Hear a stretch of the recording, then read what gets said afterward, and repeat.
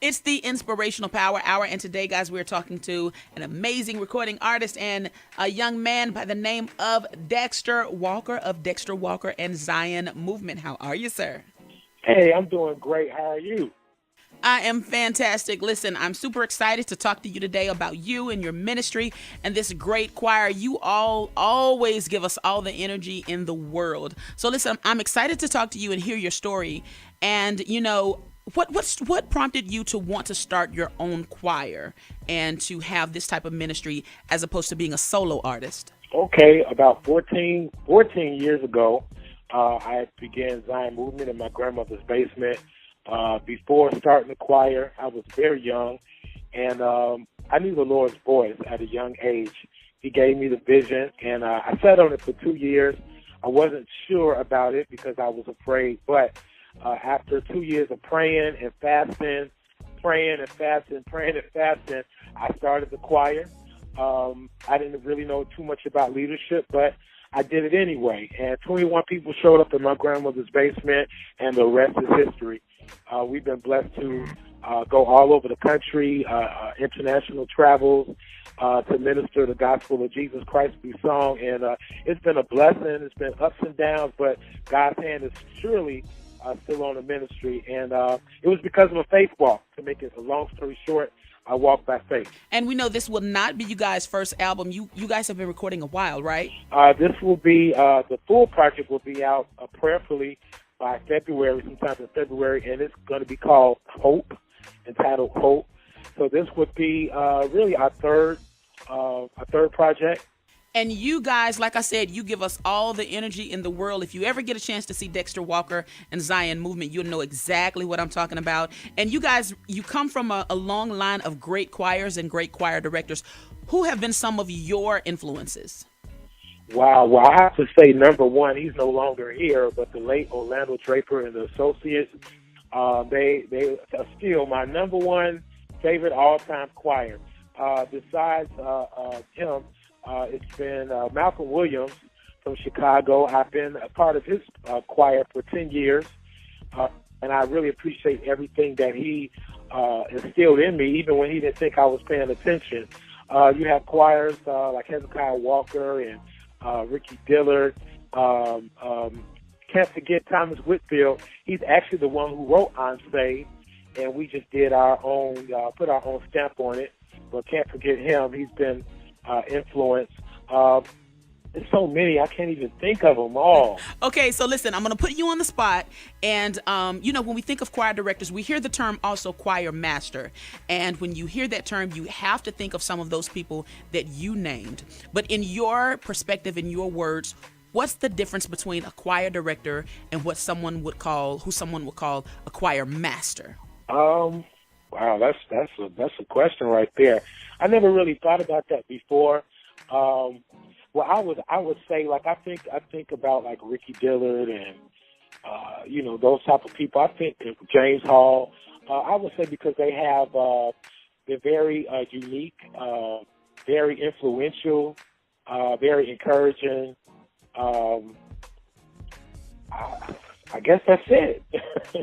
It truly gifts. I mean, God gives us all gifts, but those particular choir masters are very gifted. Okay, so if you had to choose and say who well, I'm not going to put you on the spot. If you had to pick, let's say maybe your top two or your top three, then who would they be? It's a tie. I will make two mentions. Okay. Number one, here from Chicago as a child, I pay attention to Walt Whitman. I think Walt Whitman is like one of the greatest choir directors ever. He is definitely a choir master. Walt Whitman, Soul Children of Chicago, and Orlando Draper. They're both very skillful and technical in what they did, and what they do. And when you think about those people that you named, I think one of the traits of a great choir director and choir master is their level of expectancy. They really expect a lot out of their ministry. And I was going to say, I feel the same way. I'm a very calm, very quiet person, but when it comes to rehearsal, when it comes to music ministry, I'm a different person. And I get on my choir members. I expect the best. I told them, if you know, this is God's business. This belongs to Him. So you can't do stuff half-heartedly. You got to do it 100%.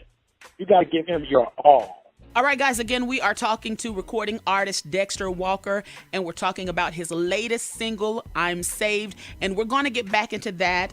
Dexter, we're having a great conversation right now about choirs and choir music, and I'm really interested to hear your perspective about this.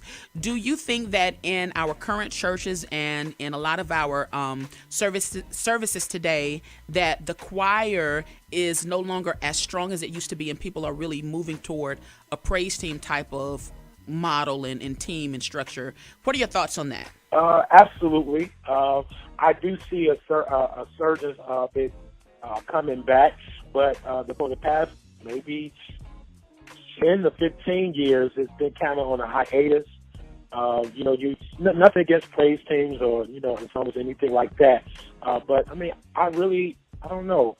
I guess it's just a number of reasons why people don't pay attention to choirs, but I think we have a message too. Everybody started from a choir, and then the church choir. You don't even have to be the best singer; you can be a part of the church choir. And one thing that I was going to say, I think one reason is because now. If you think back in the day, we didn't have all of the ministries that we had today, and I'm probably finna age myself, but that's okay. Back in the day, if you wanted to participate, then you really kind of had to make a choice of whether you were going to usher or sing in the choir. And what that choir did was it allowed for more inclusiveness and more participation, and also that ownership of the worship expression, But now we have so many more ministries and so many areas in which people can serve. And that's not a bad thing. Right, which is not a bad thing. Absolutely. So with artists like yourself, what else do you think we can do to keep choir music going strong and keep our choirs celebrated? Well, I would say to keep encouraging choir directors, encouraging choir members to let them know that they are appreciated.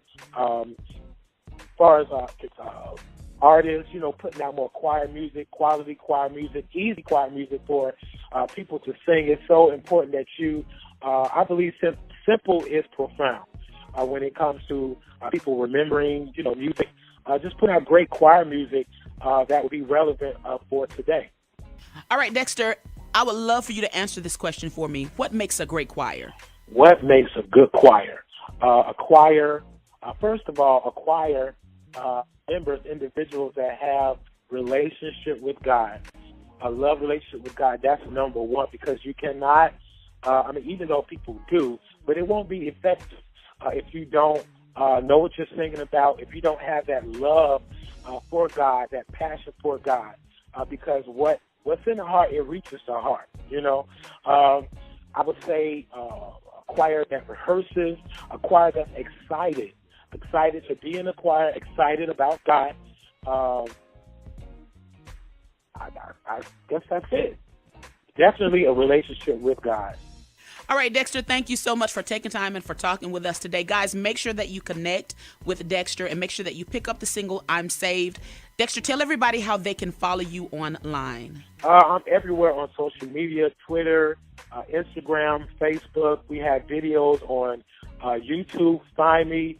We always post dates and flyers of what we're doing, all that good stuff. Also, I encourage you guys to download our new single. It's called I'm Saved by Dexter Walker and Zion Movement. You can get it on iTunes, Amazon, I can't remember now.